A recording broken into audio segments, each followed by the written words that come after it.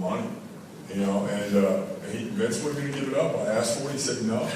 So I went there. I didn't want to go there. I had no idea it was going to work. I was so happy when Kev decided to come because I thought at least I'll have one friend there. But as far as going, you know, it would have been great if we'd have gone there and failed, then Vince wouldn't have cared. But because we were so successful, going back there was like a whole nother world because we were the traitors. We had left and stuff. It just was really silly. I mean, I feel like when I gave my notice, Vince acted like I stood him up in the prom. You know, he really took it personally, like he was hurt. And he was the one who always preached business, business, business, and he took it personally. I'm still a little confused about it. For me, it was a different story because, like everybody knows, I got the termination letter by FedEx from Nick Lambros, who's the attorney for WCW, and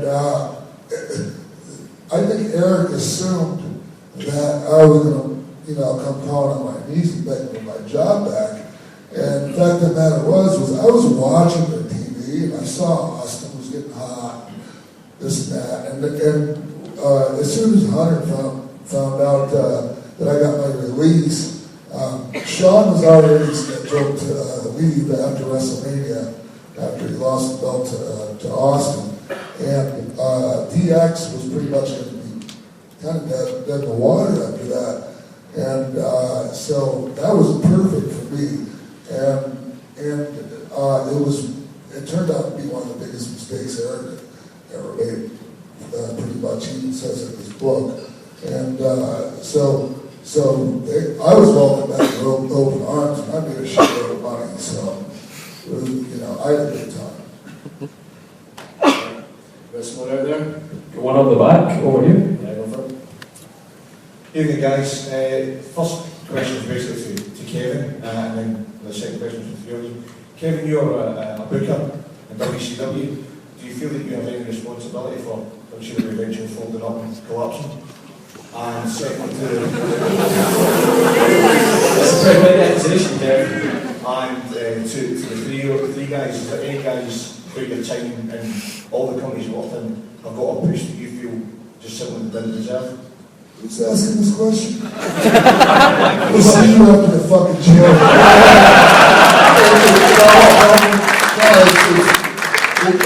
It amazes to me, it's amazing to me that, like, we're wrestling fans, but we don't grasp sometimes that there's a world outside of this fucking realm.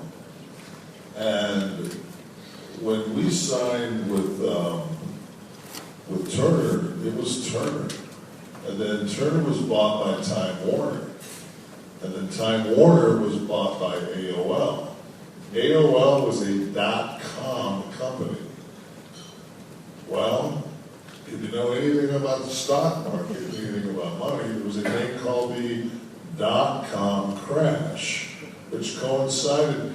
You know what? I'll take credit for the fucking demise of the WCW as long as I also get with that, because AOL sold along with WCW the Atlanta Braves, the Thrashers, Phillips Arena.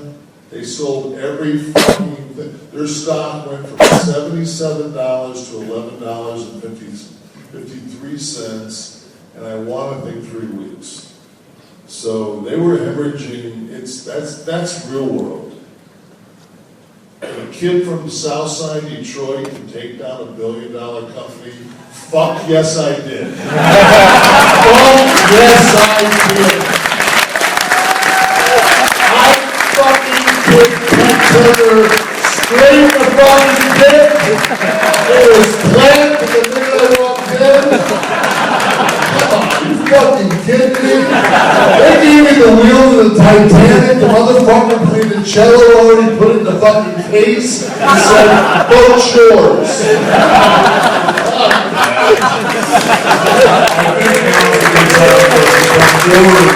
With the whole master plan. And that was the Vince McMahon, it was a shoot. He sinister to kill himself. And then Little did we know that we backdoored him, sent Hunter to marry his daughter. So when he died, Rick gets all the shit.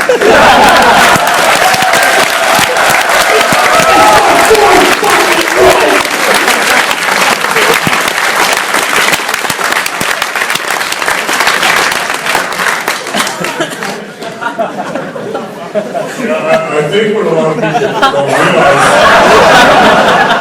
to continue This this, is the longest motherfucking show.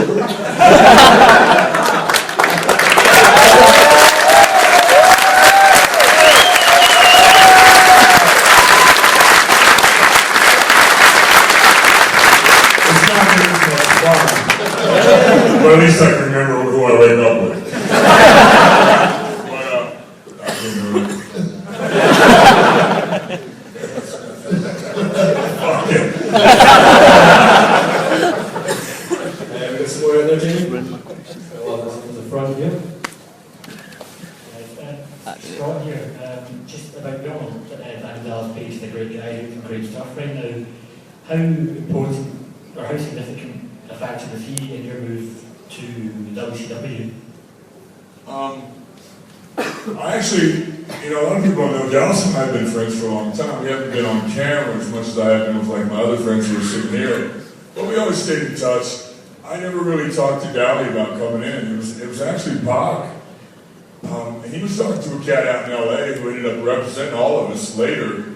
And he called me from the guy's office and he told me what they were offering him. And I was so run down working for Vince, making towns, going to appearances, doing this and that. I'm just happy I got a job.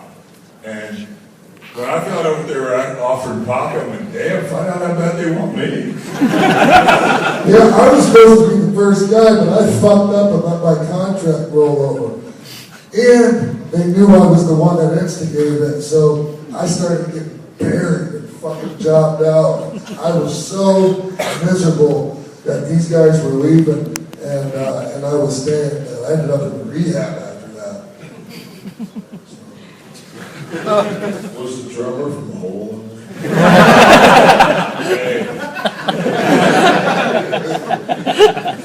Somewhere there.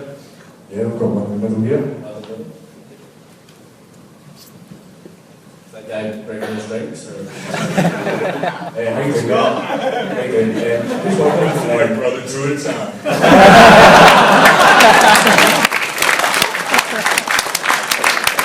Yeah, just Don't blow out the quad. Just wondering what you think about the Undertaker's longevity in the business and why you think he's had such a great career over the past 20 years? Because for the last 7, he's worked one fucking match a year.